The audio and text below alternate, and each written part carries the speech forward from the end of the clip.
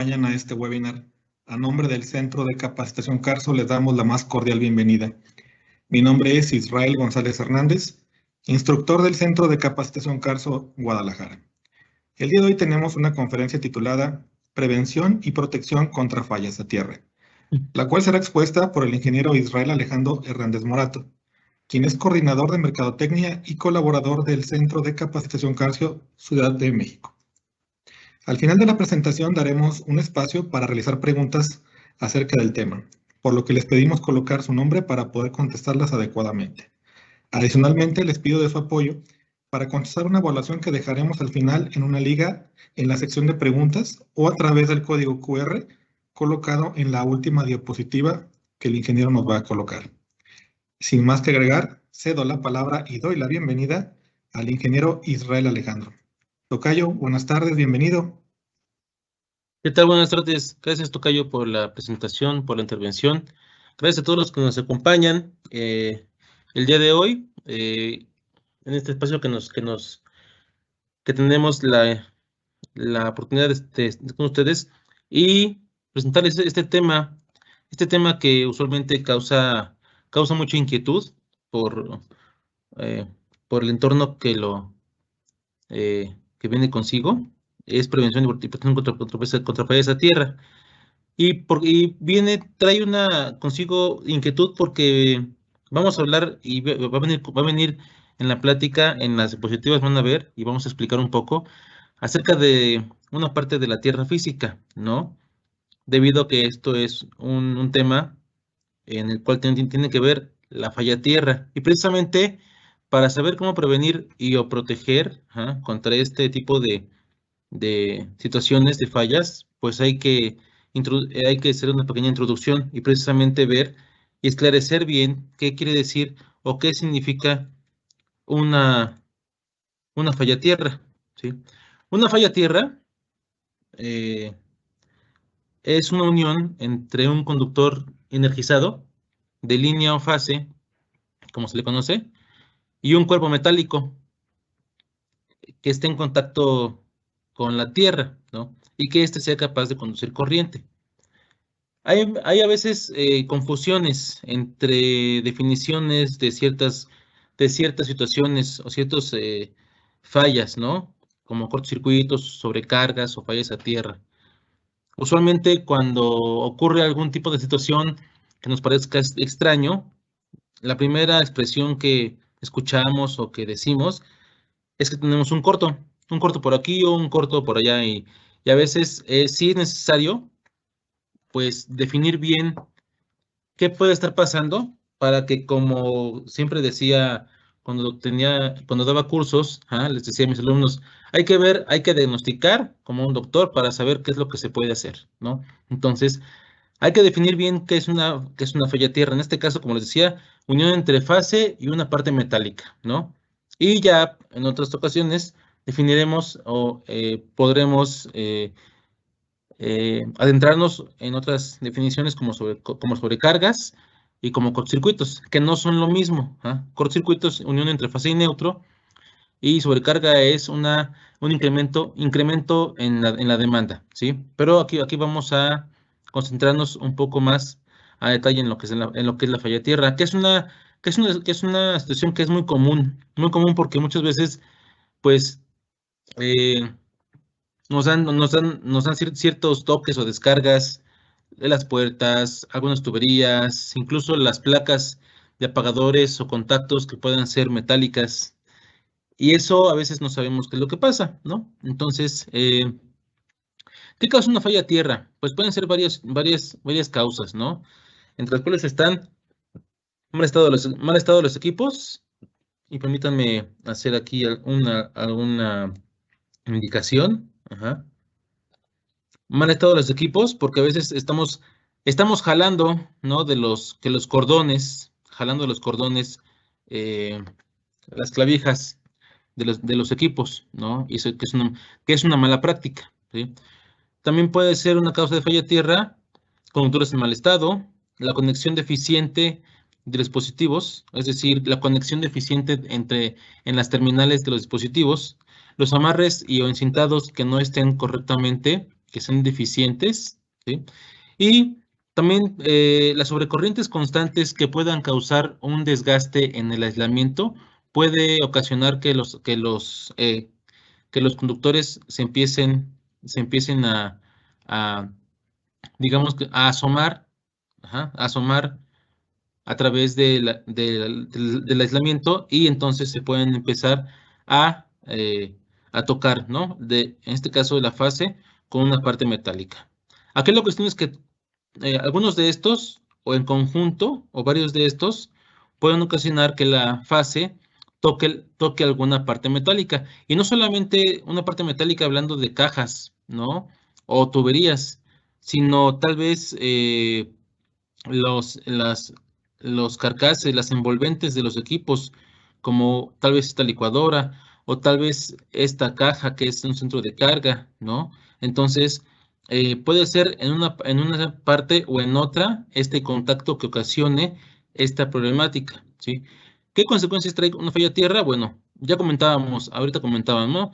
El riesgo de descargas eléctricas, ¿no? De descargas eléctricas debido a que si un equipo está en contacto con la fase, entonces, y ese equipo tiene su envolvente metálica, la carcasa metálica, entonces esa parte metálica pues se energiza, ¿no?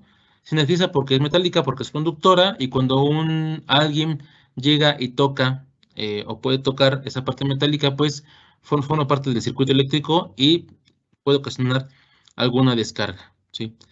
Pero también pues se puede presentar el incremento en la facturación, ya que si no ocurre que alguien, digamos, como se dice coloquialmente, se dé toques o se dé una descarga, ¿sí? Por fortuna, pero al estar en contacto la fase con la parte metálica, hay una mínima, muy mínima conducción de corriente, muy mínima, pero si esa situación prevalece, entonces esa corriente muy pequeña que está circulando, pues va sumando y se va registrando como un consumo, y eso a la larga puede ocasionar que el incremento en la facturación pues aumente. Es muy común que una consecuencia de este tipo de fallas sea que de pronto llegue el de la luz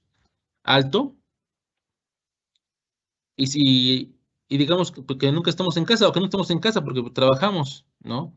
O que no tenemos tanta demanda como para que la factura del recibo de la luz llegue de tal magnitud. Entonces, usualmente lo que dicen es que tenemos una fuga de corriente. Una fuga de corriente, pues es debido a una falla tierra, ¿no? Ahora, ¿qué pasa cuando hay una descarga? Y si observan un poquito de detalle, aquí es donde tratamos de expresar, o de alertar al resaltar esta parte del riesgo de descargas, porque finalmente la integridad física del usuario es lo primero en lo que debemos de tomar en cuenta, ¿sí?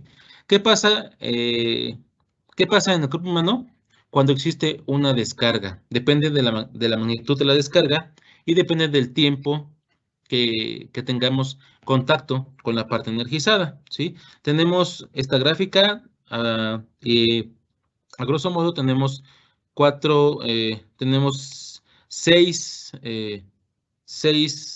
áreas, ¿sí? En las cuales se encuentran las consecuencias, ¿no? Como os decía, depende de la magnitud de corriente y depende del tiempo que pasemos en contacto con la parte energizada, ¿no? Entre más corta sea el tiempo de contacto, y también menor la magnitud de la corriente de falla con la cual estamos en contacto, va a haber desde un umbral de percepción, tal vez cierto hormigueo en las manos, y según se va incrementando, se empiezan a percibir contracciones musculares. ¿Qué es lo que pasa con el cuerpo humano? En cuanto siente algún tipo digamos, de actividad hostil del medio, el cuerpo humano lo que hace es que se contrae, y es una reacción innata de todos los humanos. Entonces empiezan a haber contracciones musculares, y según vaya creciendo tal vez la descarga, pueden haber hasta dificultades para respirar, probabilidad de algún paro cardíaco, que se va incrementando. Aquí lo principal es tal vez no desmenuzar toda la gráfica, sino simplemente ver que aquí nos está marcando un umbral de 30 milésimas de ampere. Después de 30 milésimas de ampere, ya empiezan a haber contracciones musculares, con las cuales ya podemos sentir algún tipo de dolor, ¿sí? Y a partir de los 50 milésimas o las 100 milésimas de ampere, ya empiezan a haber probabilidades de paro cardíaco, ¿no? Entre más tiempo pase que tengamos el contacto con esta cantidad de corriente, ¿sí? Es muy probable que tengamos mucho mayor daño. Por eso es tan importante, prevenir este tipo de situaciones, ¿sí? Eh, Aquí en la anterior diapositiva, y si me dejan regresarme un segundo, ¿sí? Tal vez las imágenes sean hasta chuscas, pero realmente eso es lo que pasa y lo que queremos totalmente prevenir, que no ocurran accidentes. Si bien nos interesa mucho la parte económica, es muchísimo más importante recalcar y hacer algo al respecto para que nadie sufra una descarga que le puede ocasionar un daño que puede ser hasta irreversible, ¿vale? ¿De acuerdo? Vamos a ver cómo se comporta una falla tierra. Ya la definimos. Ya sabemos qué es lo que puede pasar, pero quisiera mostrarles cómo es que se comporta a grandes rasgos. Si lo vemos en cámara lenta, se puede decir qué es lo que pasaría, ¿no? Aquí hablamos de que hay una lavadora, ¿sí? La carcasa es metálica, como todas las lavadoras prácticamente. Tenemos el motor que está por dentro de la lavadora y hay una falla dentro de... Y la fase está en contacto con la envolvente, con la carcasa del equipo, ¿sí? Cuando está en uso, este equipo, gran parte de la corriente, por supuesto, se regresa por el conductor neutro, que es su función, pero una pequeñísima parte de la corriente circula a través de la persona, debido a que la persona hace contacto con este equipo y con la envolvente. Repito, es una muy pequeñísima parte, pero como ya vimos, cantidades de milésimas de amperes son suficientes para hacer daño a las personas, ¿de acuerdo? Cuando la corriente circula a través de la persona es porque se vuelve parte del circuito. Y un circuito, pues, es un camino cerrado. Es decir, la corriente que circula a la persona, pues, ¿a dónde se va? Pues va a dar al piso. Y que es la corriente de falla, la corriente de fuga. Y busca el camino de regreso hacia su origen, que es el transformador de distribución, ¿vale? Entonces, esta es la razón por la cual las personas pueden sufrir una descarga, porque finalmente, pues, estamos en casa, no estamos, obviamente no estamos aislados, no estamos con equipo de seguridad cuando estamos en nuestro domicilio, estamos cómodos, etcétera. En este caso, esta área, y ahorita vamos a ver qué es lo que pasa, es un área húmeda, lo cual ocasiona que la resistencia sea menor y que la probabilidad de una descarga por una falla de tierra se incremente, ¿vale? Entonces, esto es lo que pasa y por esto es que hay que prevenir que ocurran este tipo de situaciones, ¿vale? Para prevenir que no haya alguna descarga hacia el usuario, entonces, lo que se indica por la NOM 001CD, que es la norma oficial mexicana, que establece los requerimientos técnicos mínimos necesarios para que una instalación cumpla con condiciones de seguridad para el usuario y sus bienes, ¿sí? Es que hay que aterrizar la instalación. Aterrizar la instalación, es decir, introducir un conductor de tierra, física, ¿sí? ¿Qué es aterrizar la instalación? Aterrizar la instalación es insertar un tercer conductor por toda la instalación que haga contacto físico con todas las partes metálicas de la instalación.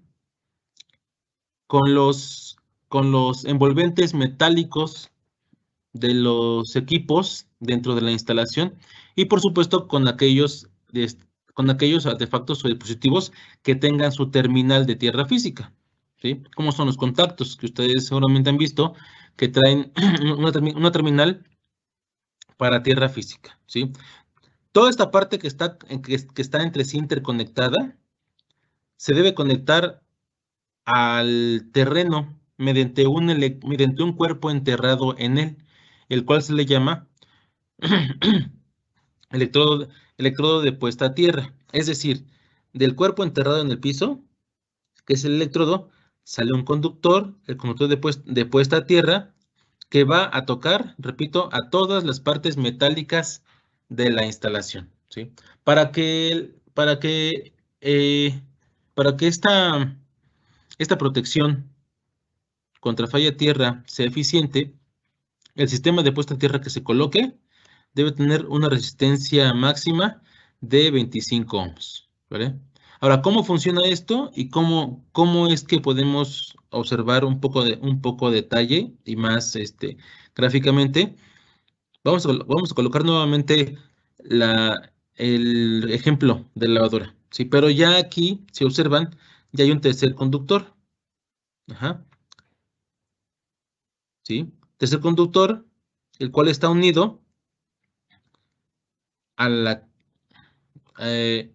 caja y unido al electrodo que está enterrado en el piso, ¿vale? La falla persiste,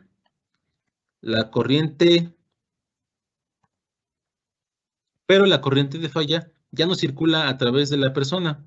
La corriente de falla circula a través del conductor de puesta a tierra y, como hace rato dijimos, la corriente busca regresar, es un circuito cerrado y digamos que ¿cómo se dice? Se desfoga, ajá, circula por este tercer conductor a través del electrodo, ajá, y queda protegida la persona de una posible descarga. Esa es la razón principal por la cual hay que aterrizar la instalación. Protección al usuario contra contra una posible descarga por una falla a tierra, ¿sale? Y está más que justificado. El usuario es la parte más importante, ¿no? De cualquier instalación. Es a quien hay que proteger, ¿sí? A la integridad física del usuario, ¿vale? Ahora, hasta aquí está protegido, ¿sí? Sin embargo, y si yo sí lo dejo, la falla tierra persiste y la corriente de falla va a seguir circulando, o sea, digamos que coloquialmente, en pocas palabras, se va a ir goteando, ¿ah? La corriente va a seguir goteando como si fuera una fuga en alguna llave, va a seguir goteando, ajá, y se puede dar el incremento en la facturación, ajá, en la demanda, en el recibo de la luz, ¿sí? Entonces, para evitar este tipo de situación y que además de proteger al usuario ya no exista la falla tierra, la NOM 001 establece que hay que unir la tierra y el neutro. ¿Esto para qué? Para que cuando existe una falla tierra, yo provoque un cortocircuito y esto, a su vez, ocasione que las protecciones se operen. Y de aquí radica una parte muy importante en donde, si bien no es el tema de hoy, pero sí es una parte muy importante, y va junto con pegado, en que las protecciones deben ser las adecuadas, ¿sí? Vamos a repetir una vez más, porque esto es muy importante. La unión de la tierra y el neutro, cuando existe una falla tierra, ocasiona un cortocircuito y con eso se provoca que las protecciones se operen. Si las protecciones se operan, voy a estar obligado a revisar qué es lo que pasa en la instalación para poder volver a activarlas, ¿vale?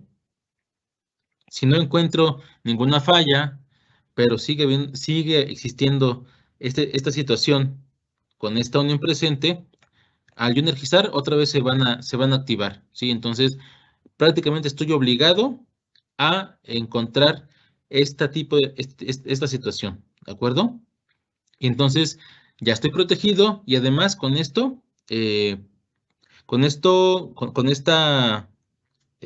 unión de tierra y neutro, me obligo a revisar la instalación y a que encuentre la falla para poder volver a energizar, ¿sí? Ahora, esta unión de tierra y neutro, pues, ¿dónde se coloca? Todo depende. Si es una instalación, digamos, nueva, donde se va a hacer un contrato y apenas se está haciendo el, digamos, la preparación del inmueble, entonces la unión de la fase y el neutro se va a hacer en el medidor, en las terminales. Pero si es una instalación que ya está funcionando, entonces la unión se va a hacer en el primer medio de desconexión, que es el interruptor de seguridad, ¿sí? El tema es que hay que hacerlo lo más cercano a la acometida. Ajá. Por eso es que, repito, si es una instalación nueva, se hace en la base del medidor, en las terminales, y si es una instalación que ya está en uso, la unión se hace en el interruptor de seguridad, ¿vale? Esta parte es muy importante, ya que de no hacerse esta unión, entonces yo no voy a saber que existe este este tipo de falla, ¿vale? Eh, bueno, ahora ya sabemos cómo prevenir mediante esta parte, mediante aterrizar la instalación. Nada más que hay que aterrizarla correctamente. Ahorita decíamos que que la resistencia máxima debe ser 25 ohms y hay que aterrizarla de manera adecuada. No nada más decir aterricémosla y ya, ¿no? Porque también hay que tomar en cuenta, pues, el electrodo, el cuerpo enterrado en el piso, ¿no? La norma oficial mexicana marca ciertos tipos de electrodos eh, que se pueden utilizar para aterrizar la instalación. En el 250 de la NOM 001 pueden encontrar eh, esta información que les voy a presentar a grandes rasgos, pero pueden encontrar toda la información que tiene que ver con la tierra física, ¿sí? En primer lugar, establece una opción, la tubería metálica subterránea para agua, ¿sí? La cual debe estar en contacto con el terreno mínimo 3 metros y debemos de contar con un electrodo adicional para que la resistencia sea baja, ¿sí? Eh, Se indica y se pide pues, obviamente la tubería sea metálica, como está especificado en el numeral. Cuidar que no haya conexiones con otro tipo de materiales que no sean conductores, como PVC, ¿sí? Y si existiera cercano el medidor del agua, se evite con un puente, ya que el medidor, además de que se puede dañar, pues ofrece una resistencia ya que es un sistema mecánico, ¿de acuerdo? También nos da como opción la estructura del edificio, es decir, los castillos que se observan a veces ahí tapados con botellas, etcétera. Todos los castillos y toda la estructura de las construcciones entre sí están entrelazadas entre sí a través de los cimientos y de las varillas, etcétera. Entonces, ese puede ser también un buen electrodo. Ajá. Y de ahí, de los electrodos, se une el conductor de puesta a tierra. ¿Vale? El electrodo en concreto, es un electrodo de puesta a tierra que se piensa se debe colocar antes de que se haga la construcción o en lo que se ponen los cimientos. Son varillas de mínimo 13 milímetros de diámetro, ajá, y el conductor del conductor de puesta a tierra debe ser de un calibre mínimo del 4, ¿sí? Entonces, Es un electrodo que va en los cimientos, ¿vale? Que va en los cimientos y que también puede ser una opción. Tal vez el primero y segunda opción son elementos que están visibles en las construcciones. Este no tanto. Y realmente es una opción que se puede tomar en cuenta o se debe tomar en cuenta antes o mientras se está haciendo la construcción del inmueble, ¿sí? También tenemos lo que es un anillo de tierra. Es un conductor comprado prácticamente. Ajá. Un conductor que que se coloca en la tierra en forma de anillo, que debe tener mínimo 6 metros de longitud, enterrado mínimo 75 centímetros, con un calibre mínimo del 2 AWG, ¿vale? O sea, es un cable grueso, enterrado casi 1 metro, ajá, 75 centímetros de mínimo 6 metros de longitud, ¿vale? Este puede ser nuestro electrodo, que también, pues, habría que tener un terreno disponible en cuanto al área para poder hacer esta zanja y poder enterrar este tipo de electrodo, ¿no? Y de ahí sale el conductor de la puesta a tierra. Ahora, si pensamos tal vez en el electrodo eh, más comercial que existe, ujú, que es la varilla, entonces puede ser una varilla, ajá, que puede estar dispuesta de tres formas diferentes, en forma vertical, en forma oblicua o totalmente horizontal. ¿De qué depende de cada uno, de qué depende la exposición? Pues muchas veces depende del tipo de terreno y si es que el terreno es apto para poder enterrarlo en forma vertical. Si es vertical debe estar mínimo a 2.44 metros de profundidad, ¿sale? Es decir, la varilla que podemos encontrar comercialmente la encontramos hasta de medio metro, ¿sí? Y no cumple con lo que establece la norma. La varilla mide 3.05 metros y se debe enterrar mínimo 2.44 en forma vertical. Si la ponemos en forma horizontal, es una zanja, obviamente de los 3 metros, ajá, profundidad igual que el anillo de tierra, de 5 centímetros, o si es oblicua, porque pues el terreno lo permite, al pegarle para enterrarlo de esta manera, eh, no, debe tener una inclinación de máximo 45 centímetros, lo cual nos estará dando una profundidad mínima de 1.7 metros, ¿sí? Aquí la idea entre unos y otros tipos de electrodos es que alcancemos la resistencia que se nos pide, que repito una vez más, es menor, debe ser menor o igual a 25 ohms. También tenemos lo que puede ser electrodos de placas, con un área mínima de 0.2 metros cuadrados. Hablamos como de 50 por 40 centímetros. ¿Ah? Una placa que puede ser de cobre, que sería lo ideal.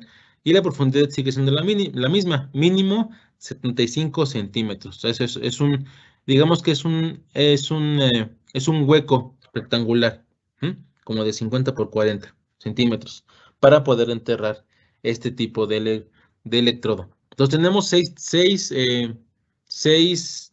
opciones para poder tener un adecuado electrodo de puesta a tierra. Ahora, el sistema de puesta a tierra se compone de diversos factores, ¿no? Del electrodo, por supuesto, pero también del tipo de terreno en el cual estemos parados, porque eso también, eso determina mucho la resistencia que tengamos en nuestro sistema de puesta, de puesta a tierra. ¿Mm? Ahora, si al utilizar algunos de estos, específicamente placas o varillas, no tenemos la resistencia indicada, entonces lo que se indica también en la NUM 001, en el 253 A y B, ajá, es que coloquemos otro electrodo de varilla o tubería separado mínimo de 1,80 y entre sí unidos. Al hacer esta configuración, entonces estamos colocando los electrodos en paralelo, y eso va a hacer que la resistencia, disminuya y se caiga, ajá, porque son resistencias en paralelo, ¿sí? Entonces tenemos opciones si es que si es que la resistencia del sistema de puesta a tierra, pues no es lo que yo busco, ¿sí? Repito, máximo 25 ohms, ¿sí?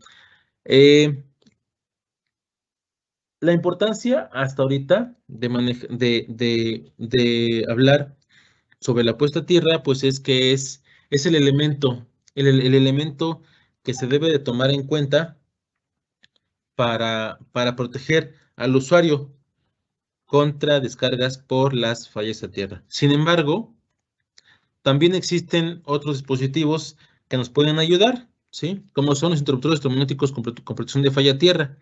De acuerdo a la NUN 001, estos dispositivos que se parecen obviamente a los electromagnéticos convencionales, ajá, pero o son fabricados de manera especial, de acuerdo a la NUN 001, como decía, para viviendas menores a 60 metros cuadrados. Yo puedo colocar estos interruptores al inicio de los circuitos derivados y puedo utilizar contactos convencionales en toda la instalación, ¿sí? Siempre y cuando las viviendas sean menores a 60 metros cuadrados, de acuerdo al artículo 218 de la NUN 001, ¿vale? Ahora, si las viviendas son mayores o iguales a 60 metros cuadrados, entonces estamos obligados a colocar los contactos que se llaman contactos con protección de falla tierra, o los llamados también les llaman GFCI. Estos contactos se deben colocar en zonas húmedas, baños, cocheras, cerca de las tarjas de los cocinas integrales, ajá, en las barras, en los lugares exteriores, en terrazas, en áreas de lavado, etcétera, ¿no? En talleres automotrices, etcétera. Sí, de hecho, hoy en día los pueden encontrar mucho si tienen oportunidad cuando vayan a algún restaurante, ajá, en los baños se encuentran mucho, o también en los hoteles también encuentran. Y los pueden ubicar porque tienen un par de botones al frente. Repito, estos contactos se deben de colocar en áreas húmedas. Y es muy importante, estos contactos lo que hacen es, se operan y dejan de dar servicio, vamos, se desenergizan cuando existe una falla tierra en el equipo que está conectado en este. Es decir, si por ejemplo tengo una falla tierra en el cordón o en la carcasa de una licuadora que sea metálica, entonces el contacto se desenergiza y se expulsa uno de los botones, ajá, el más grande. Y se prende un foquito en una de las esquinas se prende un foquito y así me da a entender que está desenergizado porque existe una falla tierra. Ajá. Entonces, se deben de colocar, como decía, en áreas húmedas, ¿sí?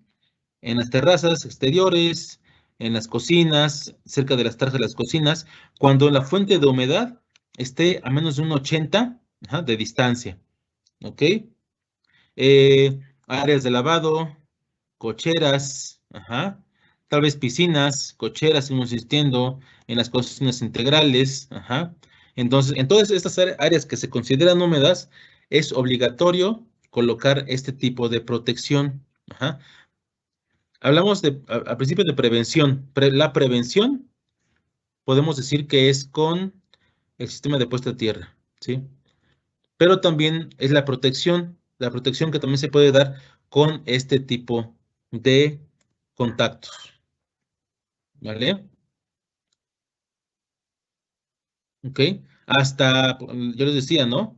En algunos baños, en talleres automotrices. Obviamente deben de existir en las lavanderías porque ahí la humedad está presente todo el tiempo, todo el tiempo. Ajá. Por eso es tan importante este tipo de, de protecciones, ¿no? Tal es así que es obligatorio colocarlos, ¿sí?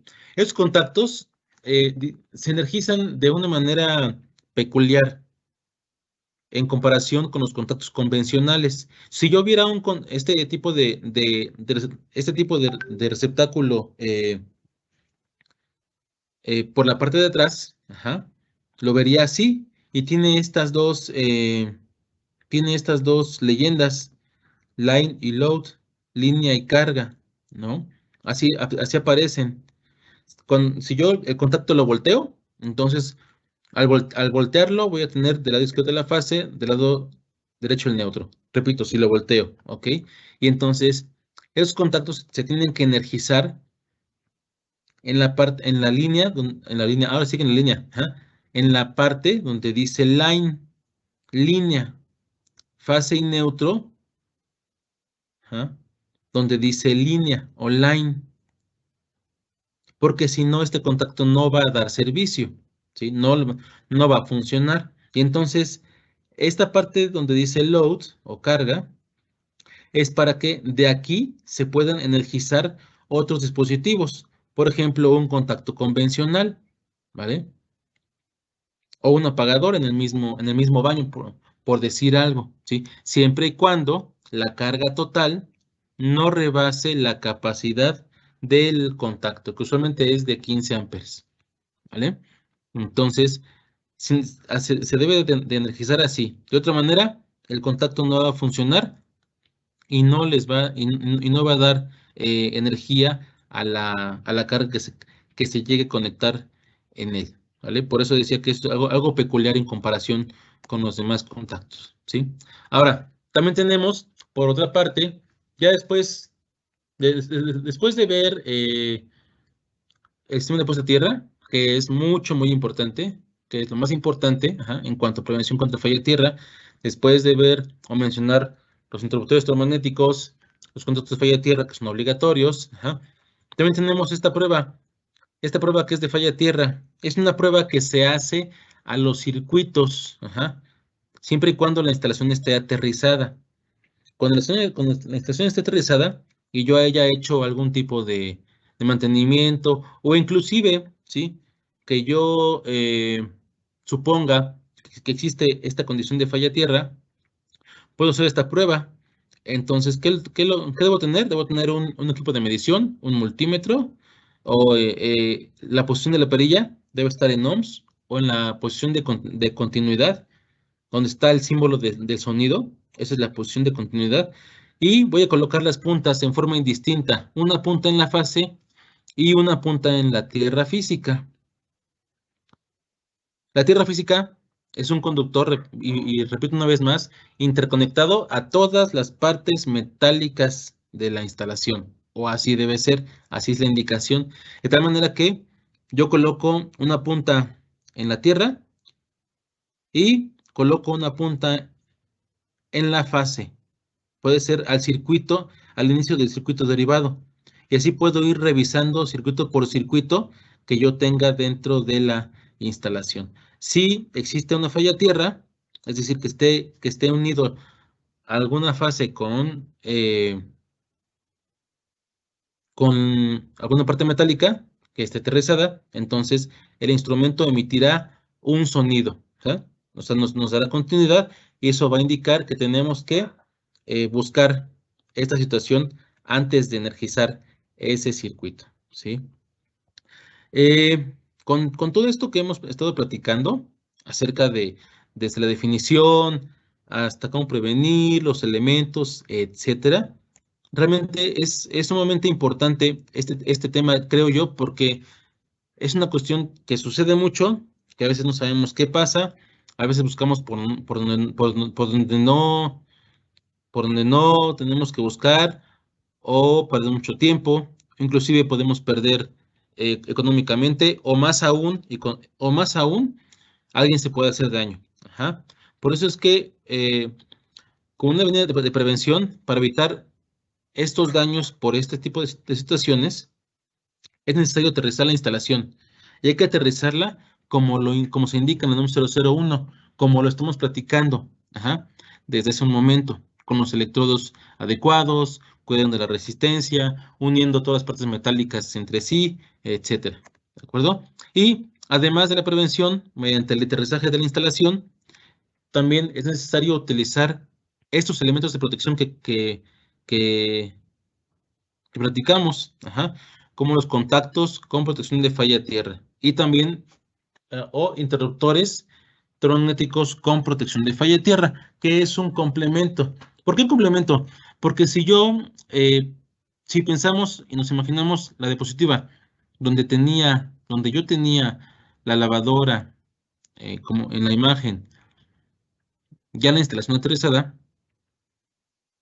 les comentaba que esa área de la vivienda en particular, del inmueble, es un área húmeda y puede ser tanta la humedad que la resistencia sea muy baja. Y al ser tal vez la resistencia muy baja, la descarga se pueda ocasionar hacia el usuario, aun cuando exista la tierra física, y por eso la necesidad de colocar los contactos con protección de falla tierra, que repito, para viviendas mayores a o iguales o mayores a 60 metros cuadrados son obligatorios en todas las áreas húmedas. ¿De acuerdo? Espero que esta plática eh, les sea de utilidad, les pueda generar inquietud para que si gustan hacer preguntas con todo gusto, o incluso investiguen por su cuenta, o también puedan contactarme más adelante. Estoy para servirles. Gracias, Tocayo. Adelante. Muchas gracias al ingeniero Israel por su valiosa exposición. Y si me permites, Tocayo, vamos a ir con preguntas que están llegando de manera, algunas anónimas, algunas con nombre, aquí a nuestro chat, y hacerles una invitación a los que gusten participar aquí de las preguntas, que las vayan realizando en el área de preguntas y respuestas. Bueno, mira, tenemos una primera pregunta, dice de la siguiente manera. ¿Qué tanto un interruptor diferencial ayuda a proteger esas fallas a tierra y cómo trabaja? Esta pregunta la envía Roberto Meneses. Y también tiene por ahí otras preguntitas más, pero vamos contestando esta. Te la repito nuevamente. Dice, ¿y un interruptor diferencial ayuda a proteger esas fallas y cómo trabaja? ¿Qué tanto ayuda Sí, un Robert, interruptor?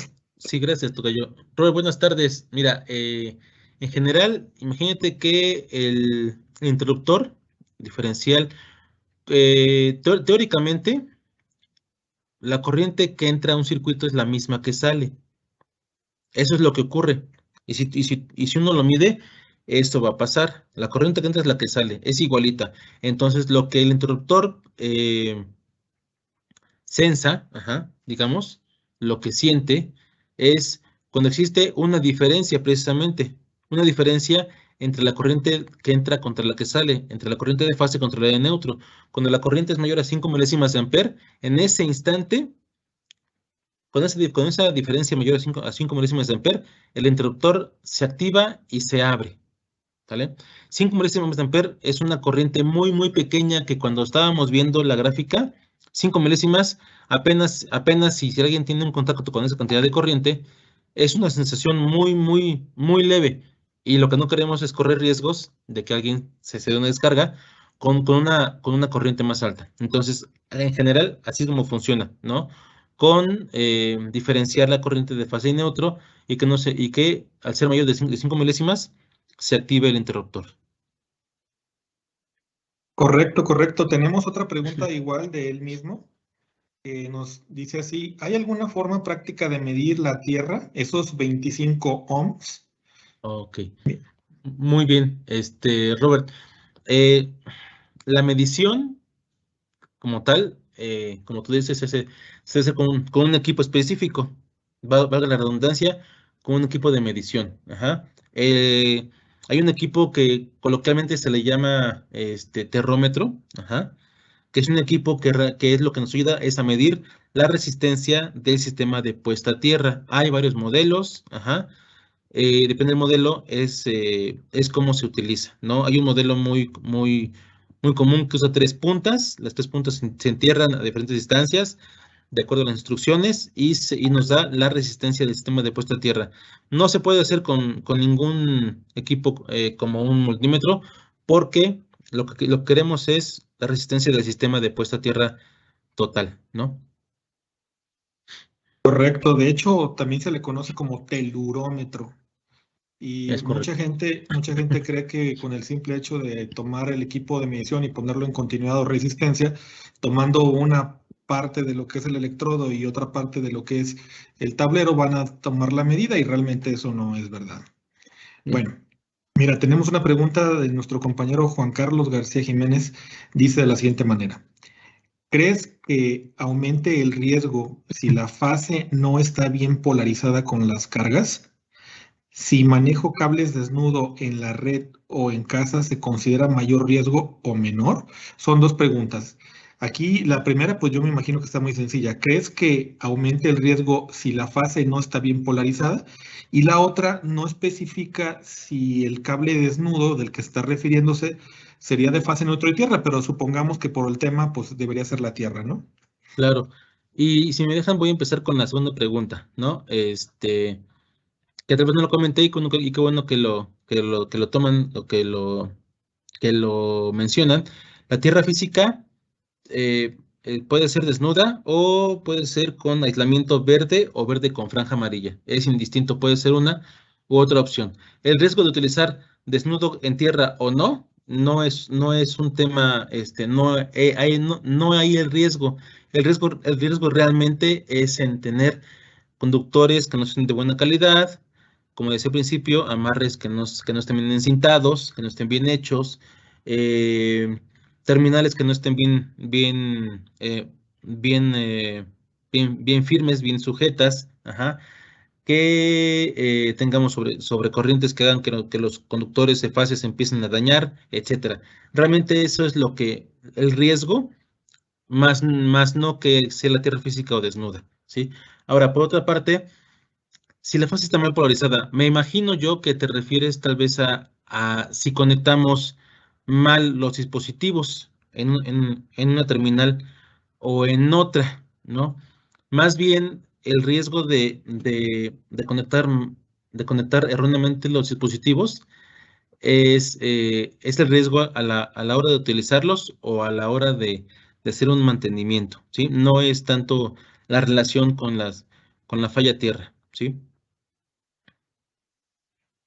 Correcto, y de hecho, fíjate que otro compañero está realizando una pregunta muy, muy pegada a la respuesta que acabas de dar.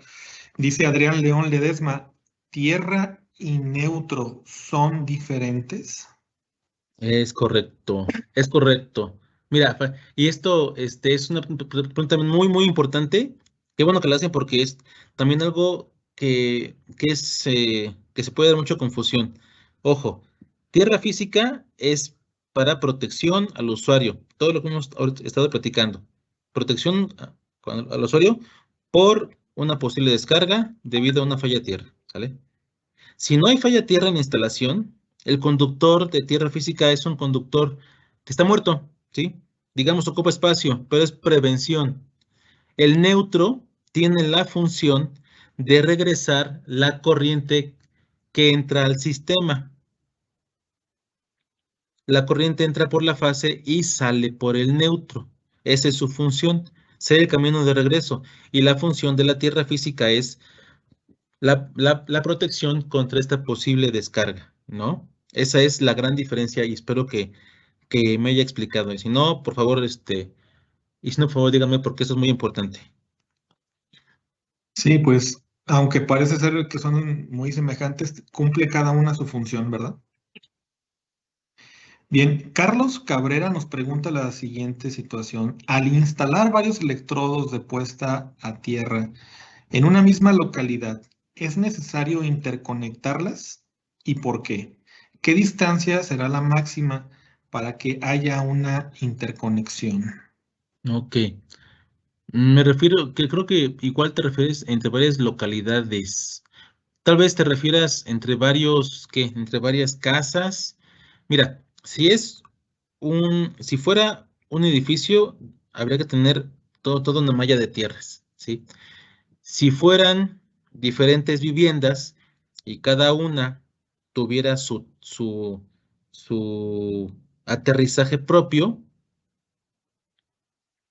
y estuviera bien aterrizado, el conectarlas o no, no es una obligación.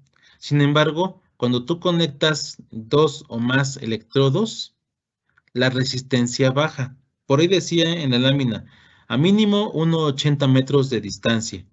Entre más lejanos estén, entre más electrodos conecten entre sí, la resistencia se va a caer. Eso es lo que yo busco, que la resistencia baje para que el sistema de puesta a tierra sea más efectivo.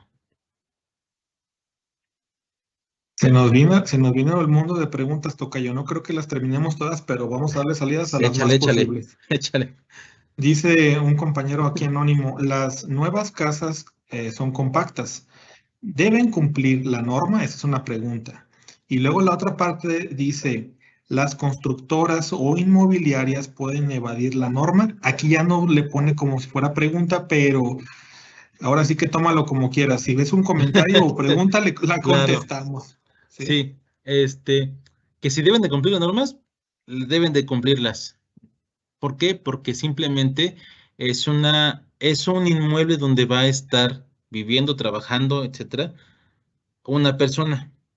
Y la integridad física de una persona es lo más importante. Entonces, eh, ¿es obligatorio? Sí, debe ser obligatorio. Ajá. Realmente, hoy en día, la NOM establece ciertos criterios para viviendas menores a 60 metros cuadrados y otros tantos para viviendas mayores o iguales a los 60 metros cuadrados. Ajá. Pero ¿hay que cumplir una norma? Por supuesto que sí. Es importantísimo para brindar seguridad al usuario contra estas fallas y otras que se puedan presentar. ¿Sí? Ahora que las constructoras cumplan con la norma, deberían de cumplirlo. Deberían de cumplirlo. Hoy en día hoy en día hay muchas malas prácticas en cuanto a la construcción y sobre todo en la parte de la instalación eléctrica, ¿sí? No respetan los circuitos derivados, el número de derivados, no respetan los materiales de buena calidad, ajá. Por desgracia, las unidades de vivienda hoy en día no son verificadas, de tal manera que las constructoras pueden vender casas con el mínimo de seguridad y no cumplir al 100% con la norma. Entonces, es una situación en la cual Condomex, con otros tipos con otros fabricantes, está trabajando para que poder dar, eh, para poder alertar, comunicar acerca de los productos de mala calidad, ¿sí? Y aquí permítanme eh, comentarlo brevemente.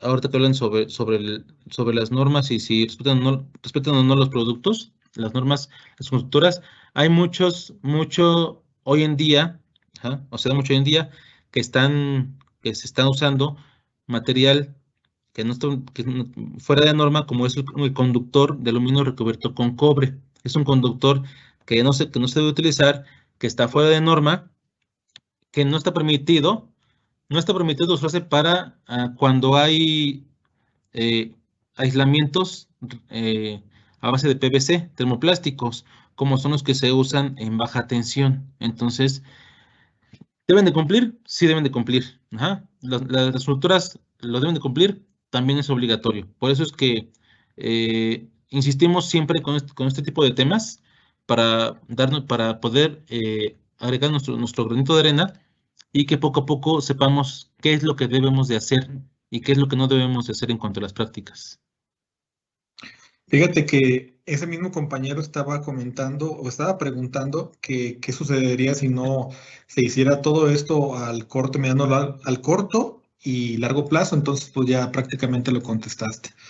Bien, vamos a otra preguntita más.